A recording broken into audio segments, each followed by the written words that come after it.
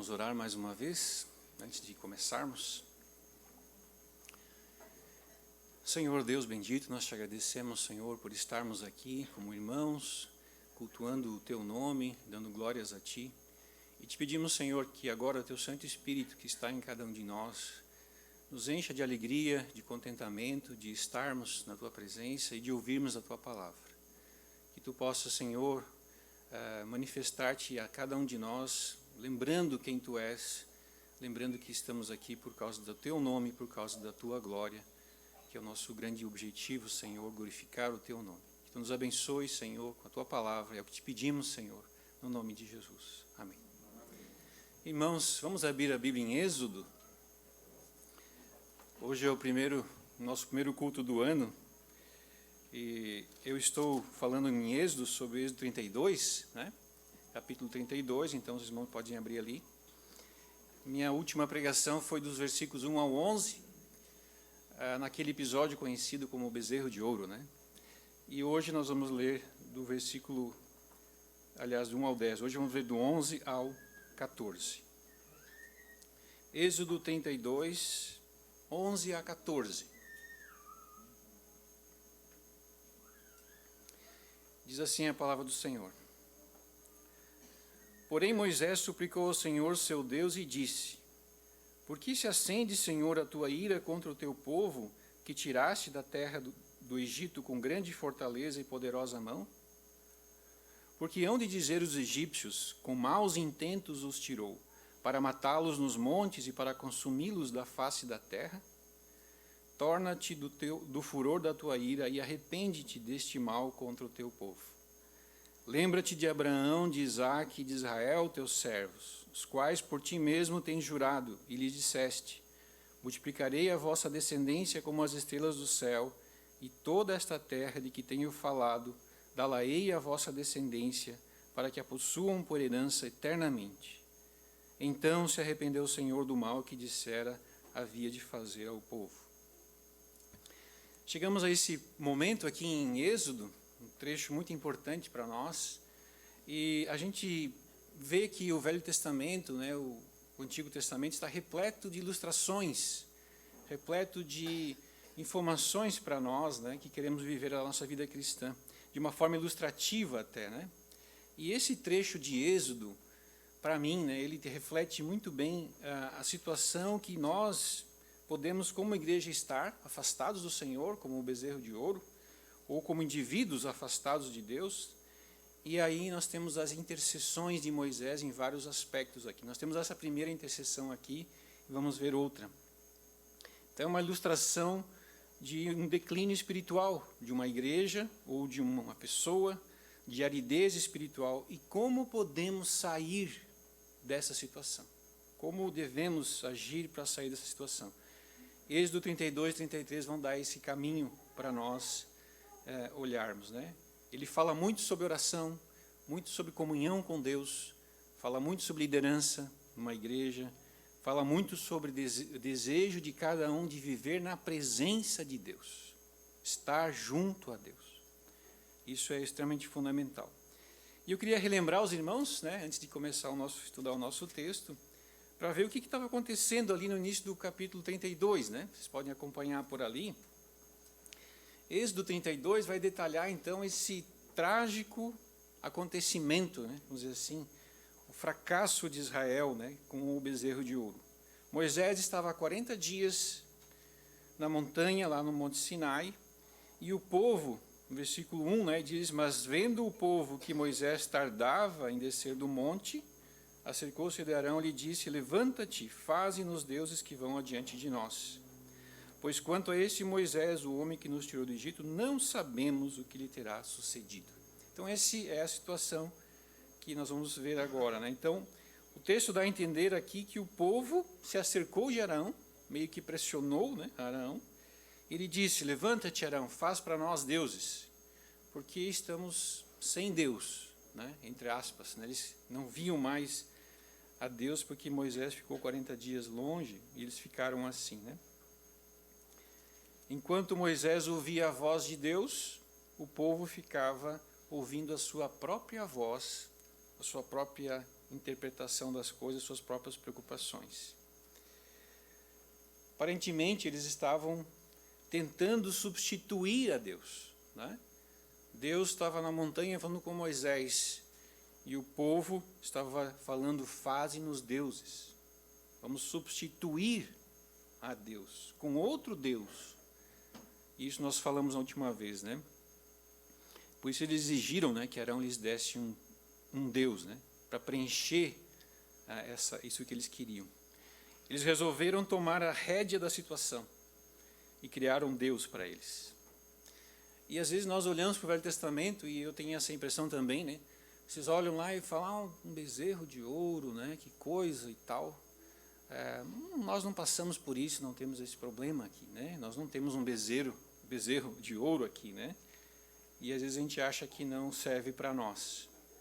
Mas como eu falei, né? O Velho Testamento é repleto de exemplos, né? Para que nós pensemos.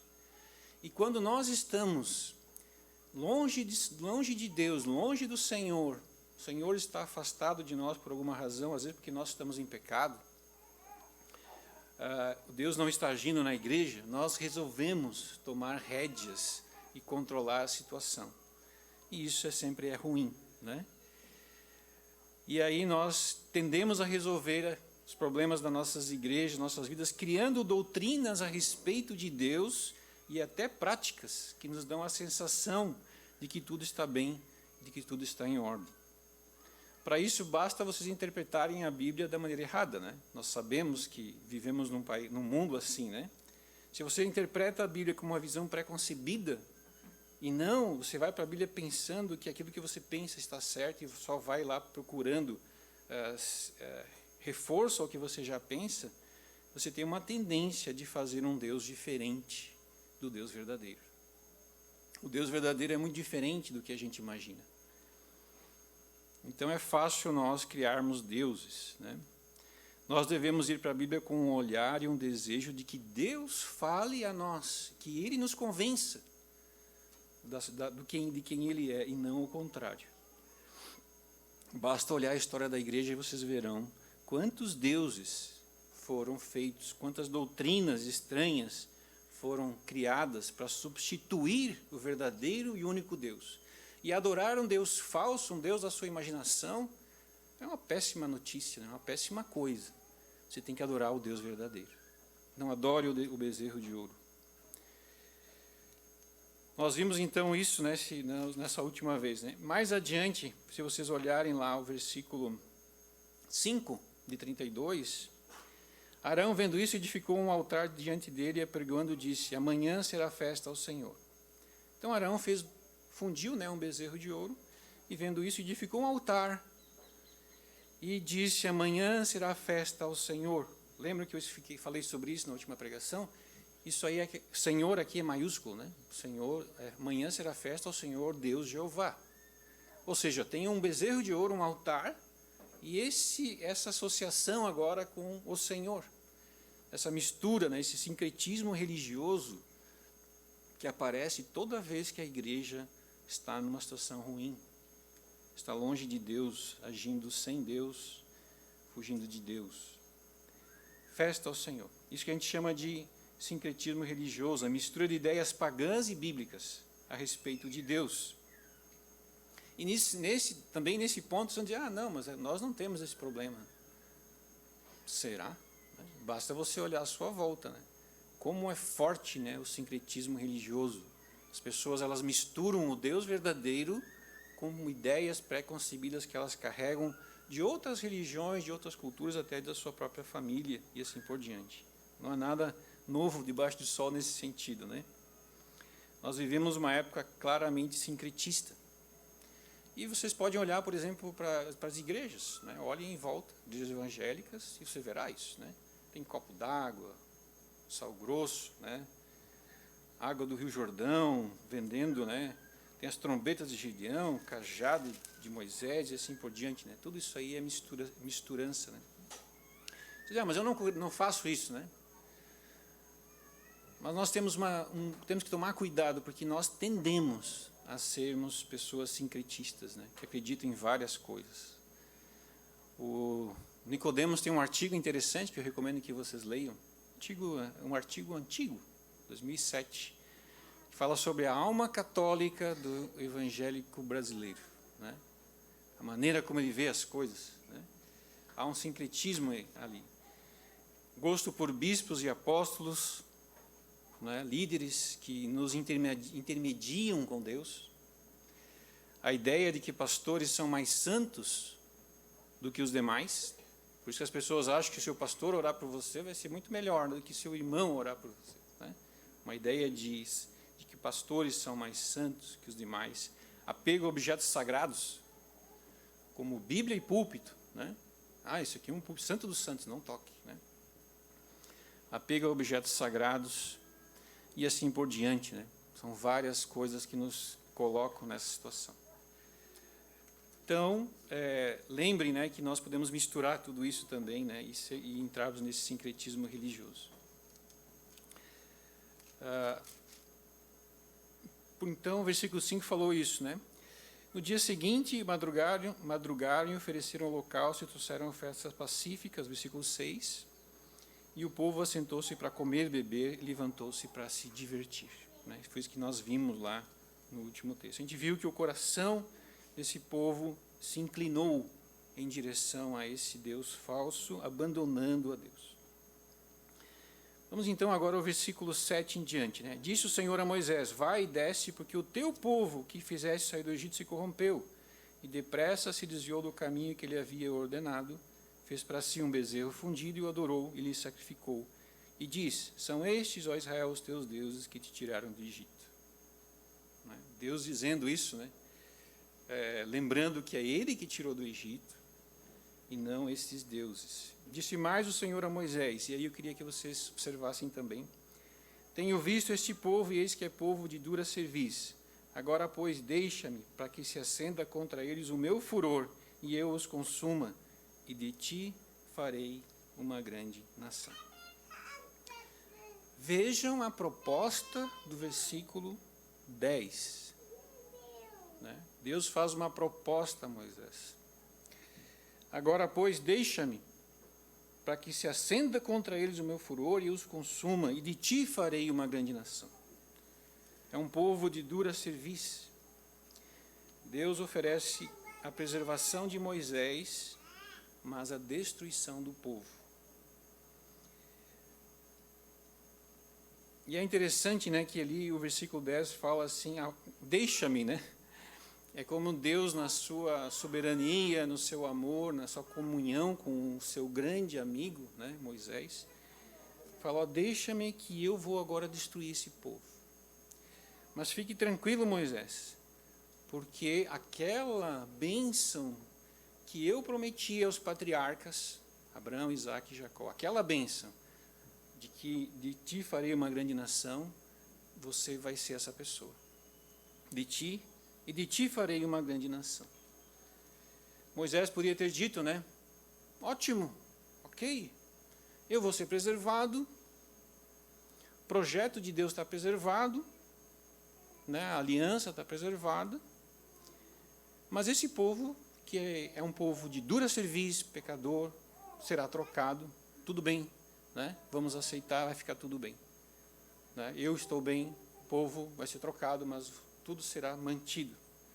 E é aí que vem, né, o grande ponto importante para nós hoje na nossa pregação. O que Moisés vai fazer? O que Moisés vai dizer a Deus? O que ele vai fazer? Né? Qual a sua reação? E aí vemos, né, que o versículo 11 começa com a palavra porém. Porém. Moisés tem uma atitude, né, diferente daquilo que Deus propôs a ele inicialmente. Porém, Moisés suplicou ao Senhor. E eu quero chamar a atenção para vocês aqui que esta é a primeira das orações de Moisés. Moisés suplicou ao Senhor para que o Senhor não destruísse o povo. É isso que nós vamos ver hoje. Mais adiante, Moisés vai suplicar ao Senhor que o Senhor perdoe os pecados do povo. É a segunda oração de Moisés.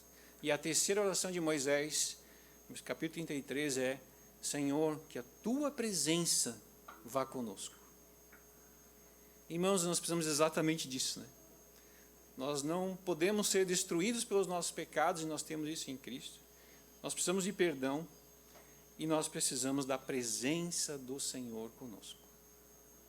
É isso que Moisés vai pedir nessas 3 orações. Nós vamos ver a primeira hoje, né? Nós vamos ver a primeira hoje.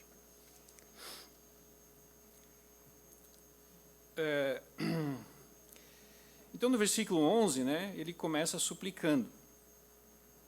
Pediu que Deus, né, e disse: por que se acende, Senhor, a tua ira contra o teu povo, que tiraste do Egito com grande fortaleza e poderosa mão? Então ele está pedindo, começa pedindo assim: Senhor, a tua ira não se acenda, né, não continue contra este povo, que tiraste da terra do Egito com grande fortaleza e poderosa mão. Observe ali que ele chama de o teu povo. Moisés está chamando a atenção para Deus, dizendo: olha, o teu povo, que tu tiraste do Egito. E é interessante isso porque a gente vê em alguns lugares, né, que se você olhar um pouquinho antes, né, você vai ver no versículo 7. Então disse o Senhor a Moisés: vai e desce, porque o teu povo que fizeste sair do Egito se corrompeu. Deus está dizendo: o teu povo se corrompeu. E aqui Moisés está dizendo: o teu povo. Né? Eles ficam dizendo isso o tempo todo. Né? Por quê? Porque há uma cooperação. Né? Moisés tirou o povo do Egito, é verdade. Deus tirou o povo do Egito, é verdade. Né? Há uma cooperação. Nós somos chamados a cooperar com Deus. Nós somos chamados como igreja a sermos cooperadores de Deus, proclamando o Evangelho, né, intercedendo uns pelos outros, pensando no Senhor juntos. De certa forma, Moisés não aceitou, né, a proposta daquele que o Senhor lhe deu, mas suplicou ao Senhor, pedindo que não se acendesse a ira a ponto de Deus destruir o povo. Há uma intercessão. Moisés faz é interceder. E vocês sabem, irmãos, que isso é o ofício de um sacerdote na Bíblia. Né? No Velho Testamento, o sacerdote é quem intercedia a Deus perante Deus a favor dos homens. O sacerdote fazia isso, entrava no Santo dos Santos, intercedia a Deus a favor dos homens. E Moisés está sendo essa pessoa que está intercedendo diante de Deus a favor dos homens. Irmãos, a oração de intercessão é fundamental na igreja, é fundamental para a nossa vida. Líderes oram, intercedem, se envolvem espiritualmente com a igreja. Irmãos oram e intercedem uns pelos outros. E se nada mais a gente aprender desse trecho, que pelo menos a gente aprenda isso: o valor e o significado da intercessão. A intercessão tem esse valor, tem esse significado para as nossas vidas. Lembro de Tiago que diz, né? Confessai, pois, os vossos pecados uns aos outros e orai uns pelos outros para serdes curados. O valor da intercessão, de orarmos uns pelos outros. Se tivéssemos uma vida cristã plena, nós seríamos todos intercessores. Estaríamos intercedendo o tempo todo uns pelos outros, pedindo que Deus nos atenda. Isso mudaria completamente as nossas vidas, tanto com o Senhor quanto com nossa própria vida em si. O Senhor nos atenderia. É teu povo, tu tiraste do Egito. É interessante, né, que em seguida, no versículo 12, vai dizer: porque hão de dizer os egípcios, com maus intentos os tirou, para matá-los nos montes e para consumi-los da face da terra? Torna-te do furor da tua ira e arrepende deste mal contra o teu povo. Moisés falando, né, sobre os egípcios, agora, ele relembra, né? Por que hão de dizer os egípcios? Deus tirou esse povo, os egípcios vão dizer isso, né? Deus tirou esse povo e para os matar. Não para salvá-los, mas para os matar. Isso seria digamos assim, uma coisa ruim, né? Uma vergonha de eles dizerem isso, né?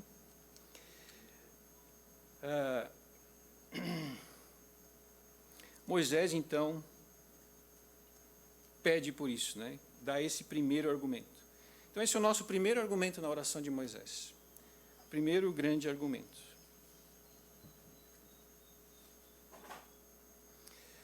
Porque hão de dizer os egípcios, com maus intentos os tirou para matá-los nos montes.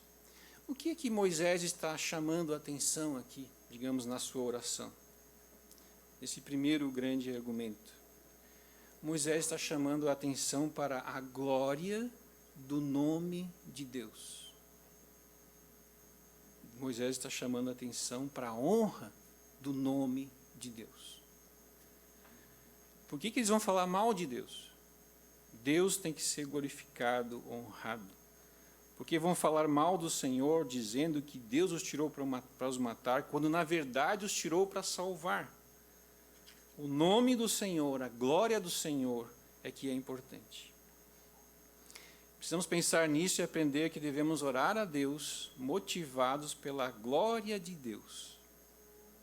E a nossa intercessão, muitas vezes, as nossas orações, não são motivados pelo nome de Deus, a glória de Deus, a presença de Deus. Nossas orações têm como centro, muitas vezes, nossas próprias vidas e nossos próprios desejos. Mas a oração deve começar com Deus. O nome, a glória de Deus. Deus deve ser o centro das nossas orações. E devemos olhar para a nossa família pensando em Deus ser o centro. Olhar para a nossa igreja pensando como Deus pode ser glorificado aqui.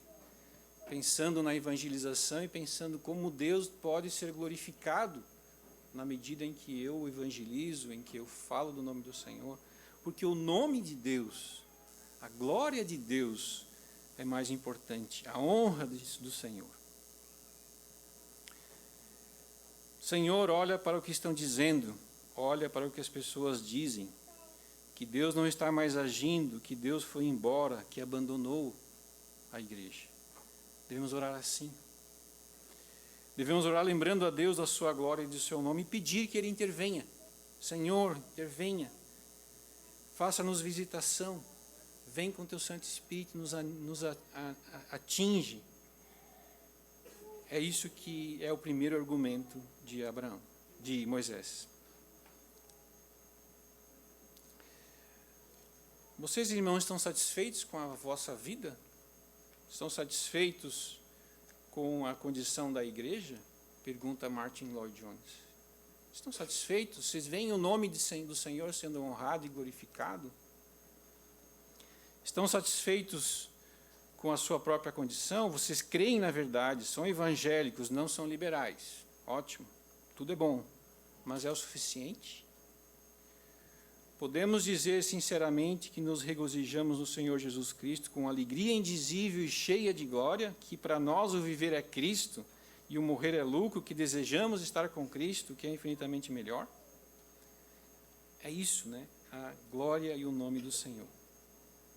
Nós precisamos urgentemente de intercessores que intercedam desta forma, pedindo que o nome de Deus seja glorificado, que a glória de Deus retorne à igreja, que a glória de Deus retorne ao nosso meio e que as pessoas vejam quem é o nosso Deus. Nós seremos conhecidos pelo amor que há uns com os outros. O próprio Senhor falou isso. E seremos conhecidos também porque desejamos sempre glorificar a Deus, glorificar o nome de Deus. Vocês lembram lá em Atos, né? Quando a igreja começou a passar dificuldade, o que ela fez? Perseguições, dificuldade, o que ela fez? Orou ao Senhor, né? Agora, Senhor, olha para as suas ameaças e concede a teus servos, que teus servos anunciem a tua palavra com toda a intrepidez. Atos 4, 29 a 30. É isso que está no coração do cristão, né? Porque hão de dizer os egípcios, com maus intentos tirou para matá-los no monte, para consumi-los da face da terra. A glória do nome do Senhor tem que estar presente em primeiro lugar. Então esse é o grande primeiro argumento de Moisés. O segundo argumento é: lembra-te de Abraão, de Isaac e Jacó, versículo 13. Isso é Moisés orando, né? Moisés dizendo: olha, lembra-te, Deus, de Abraão, de Isaac e de Israel, teus servos, aos quais por ti mesmo tens jurado, e lhe disseste: multiplicarei a vossa descendência como as estrelas do céu, e toda esta terra de que tenho falado, dá-la-ei a vossa descendência, para que a possuam por herança eternamente.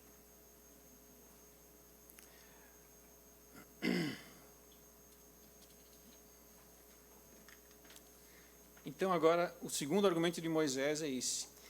O que Moisés está destacando nesse segundo argumento para que Deus não destrua o povo, para que a ira de Deus não seja para destruição? O que é esse segundo argumento? Lembra-te de Abraão, de Isaac e de Jacó, teus servos. Moisés está lembrando da aliança. A aliança que Deus fez com Abraão, Isaac e Jacó. Vejam que ele fala ali, né? Os quais por ti mesmo tens jurado. Há um juramento aqui. Há uma aliança. Moisés está lembrando da aliança de Deus com os patriarcas, começando com Abraão. Lá em Gênesis 15:4, eu pedi que os irmãos abram. Gênesis 15:4, tem isso, né? Vamos ver até o versículo 6. Essa aliança é muito importante. Gênesis 15:4-6.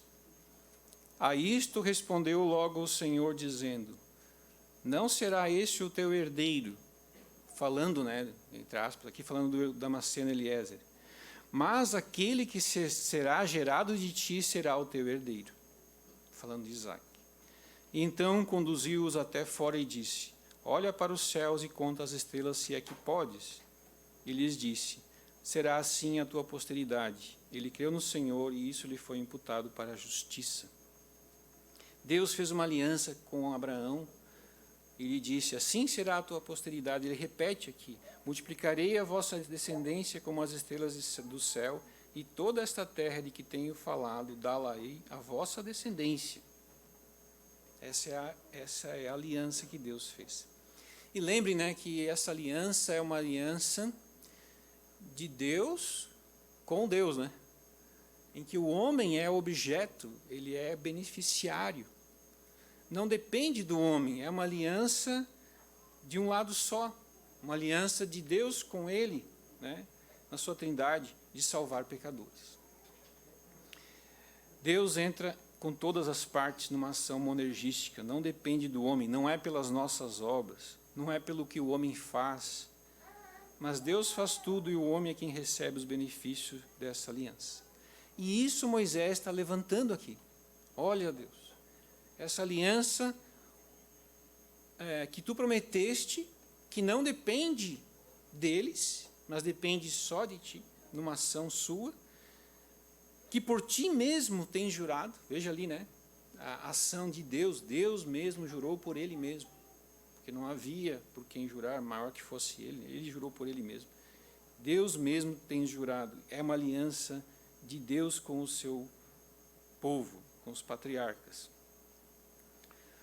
E ao ler isso aqui, eu lembrei daquela série, né, que eu relembro aos irmãos, né, o Deus da Aliança e o Povo da Aliança, feito pelo irmão Juliano em 2000 e alguma coisa, se lembrar disso aí, né? Muito boa, uma série completa sobre isso, né? Porque isso é um dos grandes fundamentos da nossa fé. Nós somos incluídos nessa aliança. E não é uma ação nossa. Vejam que Deus não está perdoando o povo porque o povo melhorou, é bonzinho, né? Mas simplesmente porque Deus lembrou da sua aliança que eu tenho com Abraão, Isaac e Jacó. E é uma aliança divina.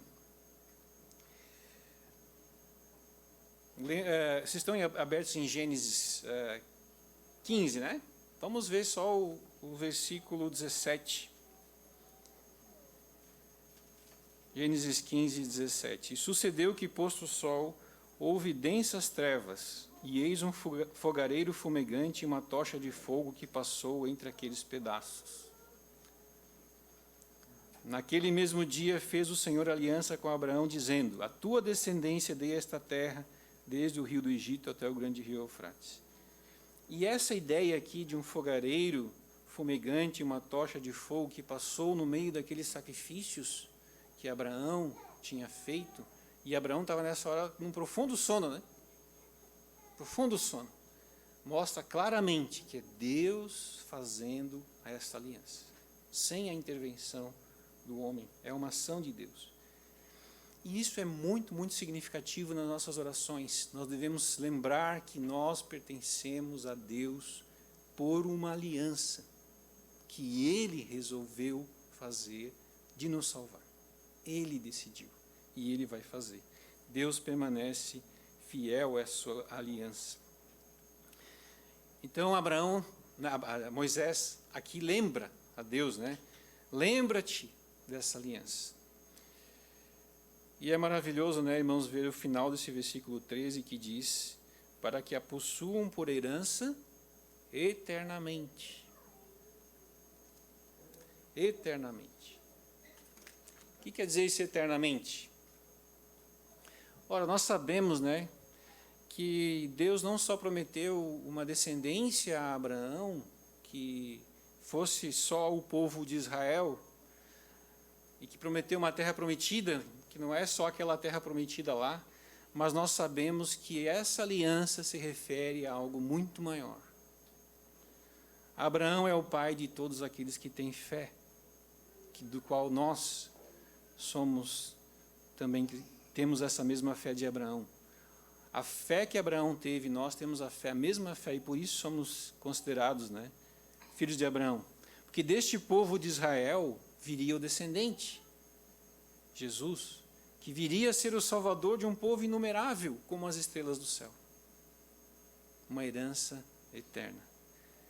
Por meio dos patriarcas, Deus fez uma aliança de salvação. E o ensino bíblico é que essa aliança atinge a cada um de nós.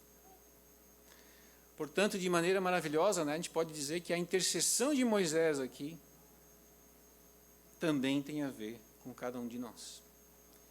Porque Deus atendeu a oração de Moisés, é que nós podemos estar em Cristo sendo salvos, nessa aliança que Deus fez.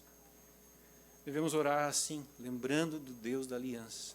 Então, orar pedindo que o nome de Deus seja glorificado, que a honra de Deus seja sempre glorificada, e que nós fazemos parte dessa aliança, e que não depende de nós, a nossa própria salvação, mas é uma ação de Deus. E fica claro aqui no texto, muito claro com esse exemplo, né? Qual a resposta do Senhor a esses argumentos de Moisés, né? Qual a resposta? Versículo 14. Então, se arrependeu o Senhor do mal que dissera havia de fazer ao povo. Né? O Senhor, então, mudou, se arrependeu o Senhor do mal que dissera. E é importante entender, né, que Moisés está relatando aqui e diz isso, né? Moisés, que é quem escreve, né, escreveu isso, se arrependeu o Senhor do mal que dissera que haveria de fazer esse povo. E alguns logo vão dizer: mas Deus não se arrepende, né? Como é que é isso aqui? Como é que fica isso, né? Será que Deus estava errado e daí se arrependeu? Vejam Números 23, 19. Abram lá, Números 23, 19.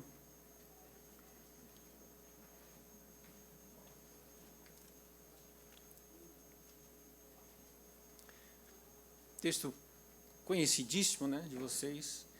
Números 23, 19 diz: Deus não é homem para que minta, nem filho de homem para que se arrependa. Porventura diria ele e não o faria, ou falaria e não o confirmaria? Então parece isso, Deus não é como nós. Aqui não está falando de um arrependimento humano como é o nosso. Nós vemos que estamos errados, nós vemos que que pecamos, nós vemos que percebemos que estamos num caminho ruim, né? E aí nós mudamos, nos arrependemos, mudamos de ideia, né? Voltamos atrás. Aqui não é essa a ideia, né? E talvez o trecho que mais deixe claro isso é Jeremias 26, 12 a 13. Deem uma olhada lá, Jeremias 26, 12 a 13.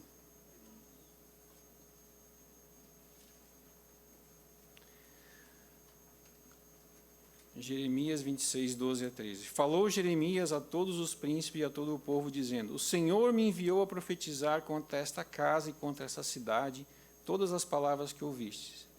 Agora, pois, emendai os vossos caminhos e as vossas ações, e ouvi a voz do Senhor vosso Deus. Então se arrependerá o Senhor do mal que falou contra vós. Né? É isso, é um tipo de aviso. Se permanecer em pecado, a cidade será destruída. Mas se o povo se arrepender, Deus não destruirá. Aconteceu com Nínive, lembram? Jonas pregou e o povo se arrependeu e Deus não destruiu.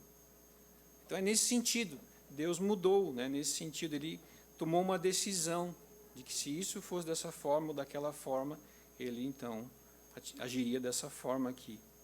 Às vezes a palavra também aqui no original é a palavra compaixão.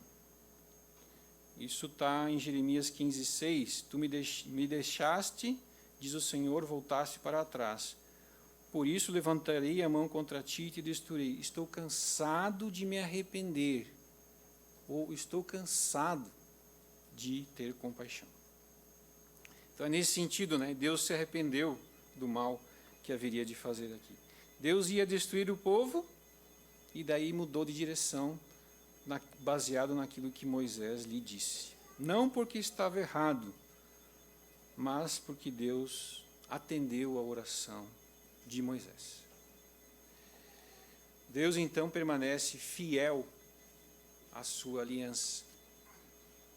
Temos que observar isso sempre, irmãos, né? Deus permanece fiel à sua aliança. Por isso, quando Abraão lembrou, ele lembrou disso também, sua fidelidade e a honra ao seu nome. Esta é a oração que Moisés fez. Bem, vamos ver algumas aplicações bem rapidamente, né, a esse trecho aqui. E eu queria encerrar com isso. Pense, né, como está a sua vida de oração? Este ano que se inicia, né, 2022, é um ano certamente com desafios para nossas vidas todas, pessoais, no trabalho, individuais, aqui na igreja, com nossos filhos, nossos amigos, com os nossos irmãos. Temos esse propósito, temos esse desejo de estarmos intercedendo por eles, estarmos orando a Deus, pedindo que Deus mude uma determinada situação. A gente confia e tem fé suficiente em Deus para dizer, não, eu vou orar aqui, né, para que Deus mude essa situação. Ou nós estamos agindo ignorando a Deus, não buscando a Deus. Quando a gente não busca a Deus em oração, quando a gente não intercede como igreja, como irmãos, nós estamos dizendo, não precisamos de Deus. Não precisamos da intervenção divina. Nós mesmos vamos criar nossas próprias soluções. Nós mesmos vamos criar nossos próprios deuses. Nós mesmos vamos criar nossos bezerros de ouro. Isso é extremamente ruim. Moisés logo foi buscar a Deus. E vocês vão ver que o tempo todo Moisés está orando aqui, né? Porque ele sabe que ele precisa depender de Deus. A não dependência de Deus é a nossa destruição. Tenham certeza disso. Porque agiremos baseados nos nossos pressupostos, nas nossas razões, nos nossos pensamentos. E isso não é suficiente. Nós precisamos estar orando. Mude o foco das suas orações. Mude o foco. Ore a Deus para que o nome de Deus, a glória de Deus, a honra de Deus seja manifestada entre nós, na sua vida. Peça que o Senhor venha e intervenha. para que o nome dele seja exaltado na igreja. O que importa é o Senhor. O que importa numa igreja é se ela glorifica a Deus, se ela honra e glorifica o Senhor naquilo que faz, porque é Ele a quem devemos honrar e glorificar o tempo todo, e não mais as outras coisas que estão à nossa volta. Mude o foco. É claro que podemos orar pedindo coisas para nosso favor, mas lembrem que o próprio Senhor Jesus Cristo, na sua oração, ao ensinar sobre a oração, ele falou: Pai nosso que estais no céu, santificado seja o teu nome. Glorificado seja o teu nome, destacado seja o teu nome. O teu nome seja colocado numa posição de destaque. O nome de Deus é importante. E nós temos, infelizmente, feito orações em que está muito mais para nós, pedindo só para nós, só me interessa o meu próprio problema, meu próprio umbigo, como te disse, e não está preocupado com a glória do nome do Senhor na igreja. Isso é importante. Então mude o foco das suas orações. Ore a Deus também lembrando da sua palavra. Como diziam, ore a palavra. Faça isso, você vai experimentar uma oração em que você está orando a palavra, lembrando a Deus da palavra. Seja argumentativo, seja lógico nas suas orações, mas lembre a Deus. Senhor, não faça assim, olha só, os egípcios vão dizer que tu quer destruir esse povo. Olha, Senhor, olha o que estão dizendo.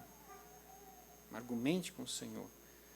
Lembre de pedir ao Senhor, Deus não tinha se esquecido da aliança, Deus não precisa ser lembrado aqui, Mas Moisés fala, lembra-te, no sentido de traz à memória, traz à tona esse ponto importante.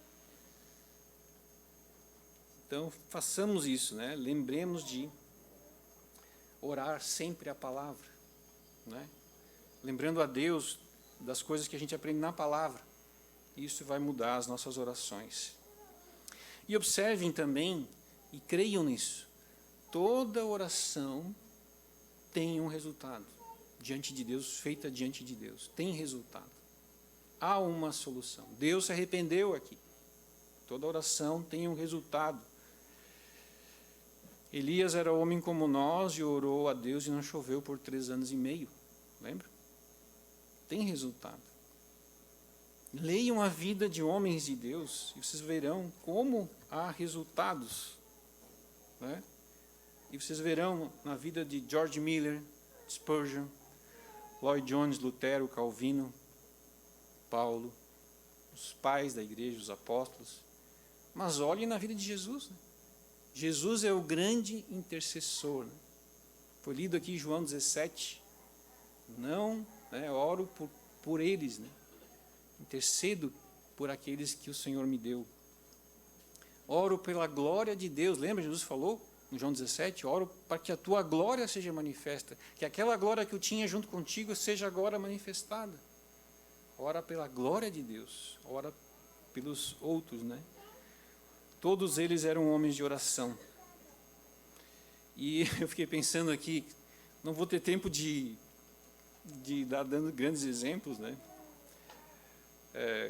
parafraseando Hebreus lá, certamente me faltará o tempo necessário, para falar de Gideão e de todos os demais. Mas eu queria ler só uma história de George Miller sobre isso, George Miller hospedou um homem chamado Pearson, no orfanato. No orfanato de George Miller tinha mais de 2.000 crianças. E ele então chamou esse homem para orar e falou assim, dizendo que não havia coisa alguma em casa para comer, e ele tinha que alimentar 2.000 crianças no dia seguinte. Então o Dr. Pearson disse para George Miller que o comércio estava fechado, que não tinha solução. Mas George Miller sabia muito bem disso. Então eles oraram. Depois de oração, deitaram-se, dormiram, e ao amanhecer, a alimentação já estava suprida em abundância para 2.000 crianças. Nem o Dr. Pearson, nem George Miller chegaram a saber como a alimentação foi suprida.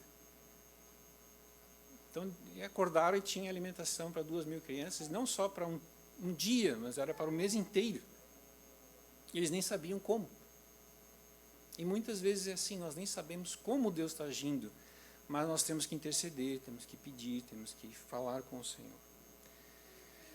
Mais adiante vai contar, né, que a história foi contada naquela manhã a um homem chamado Simon Short, sob a promessa de guardá-la em segredo até o dia da morte do benfeitor. A história é a seguinte: o Senhor despertara essa pessoa do sono à noite e mandara que levasse alimentos suficientes para suprir o orfanato durante um mês. O Senhor despertara essa pessoa do sono à noite e mandou que levasse esses alimentos. Não é maravilhoso? A intercessão, né? Ele orou ao Senhor e o Senhor fez a obra dele.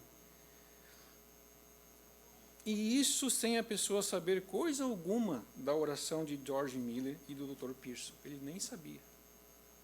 Quem fez isso, fez porque o Senhor o despertou para isso. Então, irmãos, ao orar, lembrem, nós temos um Deus que responde às orações, que está ativo, que é vivo, não está fora das nossas dificuldades, né? E essa história ilustra muito bem isso. Ah, mas Deus é soberano, vai fazer tudo. Lembrem, Deus faz tudo, eu faço tudo. Lembrem, nós somos chamados cooperadores de Deus. E a igreja é chamada a ser cooperadora.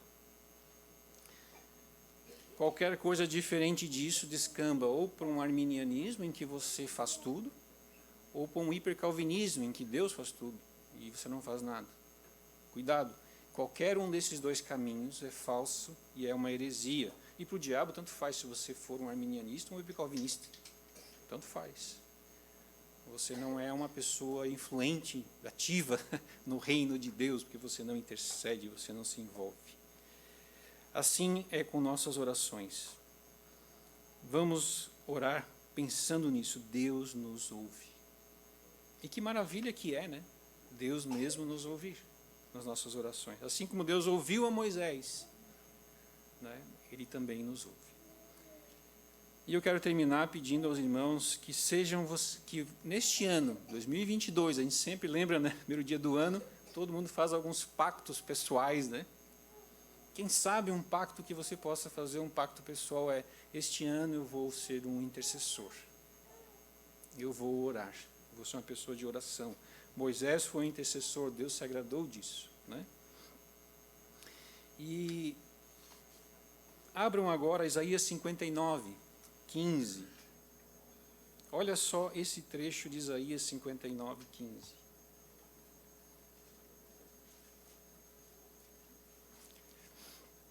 Em tempos difíceis, em tempos em que a verdade some, em que a justiça não existe, o que nós devemos fazer, né?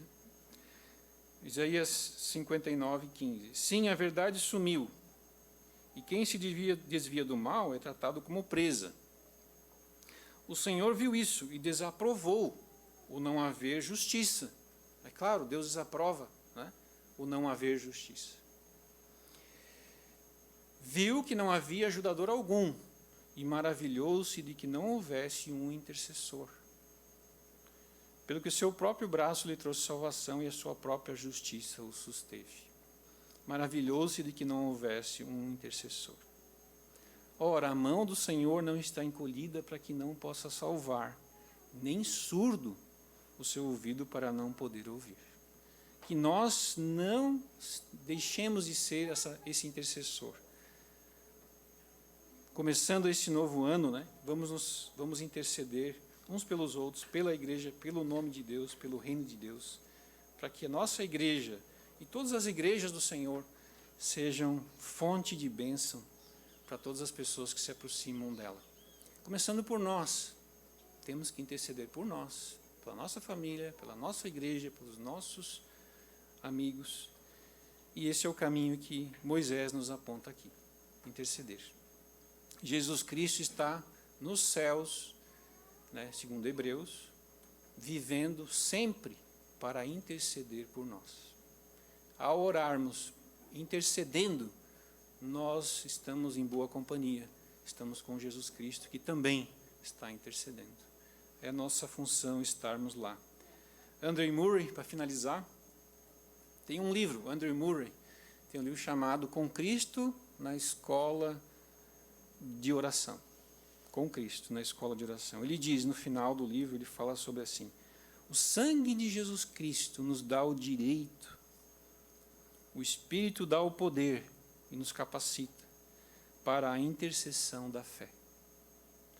Ele coloca dentro de nós o espírito sacerdotal, o amor ardente pela honra de Deus e pela salvação de almas.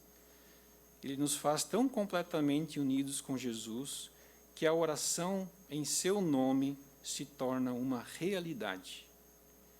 Ele nos fortalece para praticar a oração da fé e a oração inoportuna, que insiste com Deus, né? Quanto mais o cristão é verdadeiramente cheio com o Espírito de Cristo, mais espontânea será a entrega de si mesmo para a vida de intercessão sacerdotal. Verdade, né?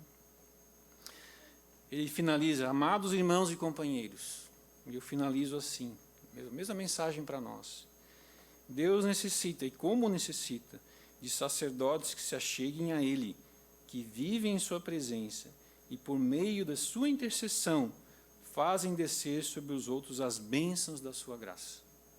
E o mundo necessita, e como necessita, de sacerdotes que levam a carga dos que perecem, intercedendo por eles. Que seja esse o nosso intento para o nosso novo ano que estamos vivendo. Vamos orar? Senhor Deus, te agradecemos por esse momento de vermos a Tua Palavra, de analisarmos aqui esse texto de Êxodo. E Tu sabes, Senhor, que nós somos